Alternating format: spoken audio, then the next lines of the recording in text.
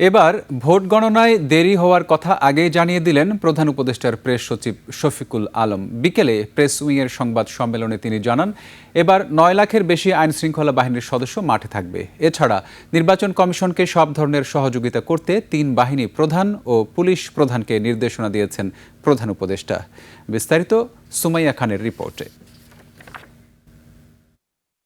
ত্রয়োদশ জাতীয় সংসদ নির্বাচন নিয়ে ৩ বাহিনীর প্রধান, পুলিশের আইজি, সব আইন শৃঙ্খলা রক্ষাকারী বাহিনীদের প্রধান নিয়ে উচ্চ পর্যায়ে বৈঠক করেছেন প্রধান উপদেষ্টা, যেখানে সুষ্ঠু নির্বাচন অনুষ্ঠানে বিভিন্ন নির্দেশনা দিয়েছেন ডক্টর মুহাম্মদ ইউনুস।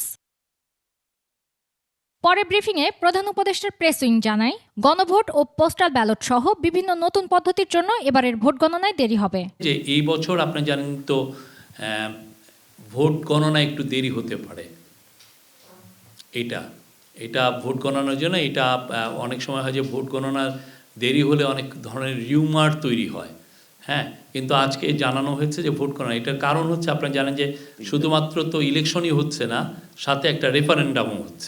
এবারের নির্বাচনে ১ লাখের উপরে সেনা সদস্য সহ ৯ লাখ আইন শৃঙ্খলা রক্ষাকারী বাহিনী ও নিরাপত্তা বাহিনীর সদস্যরা মোতায়েন থাকবে।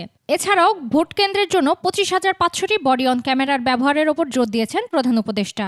সবসময় আর্মির সংখ্যা ছিল ৫০-৪০ থেকে ৬০,০০০-এর মধ্যে, এর বেশি কখনোই ছিল না। আর অনেক ক্ষেত্রে আর্মিকে ম্যাজিস্ট্রেসি পাওয়ারও দেওয়া হয় না। এই বছর তো আর্মির সশস্ত্র বাহিনী ম্যাজিস্ট্রেসি পাওয়ার পাচ্ছে। সশস্ত্র বাহিনীর সদস্যরা রিটার্নিং অফিসারের সাথে সমন্বয় করবেন। এবার মোট ভোটার ১২,২৭,১১,৭৯৩ জন। এর মধ্যে পুরুষ ৬,৪৮,২৫,৩৬১ জন, নারী ৬,২৮,৮৫,২০৯ জন, হিজড়া ১২৩২ জন। ভোট কেন্দ্র ৪২,৭৭৯টি। বুথ থাকবে ২,৪৭,৪৯৯টি।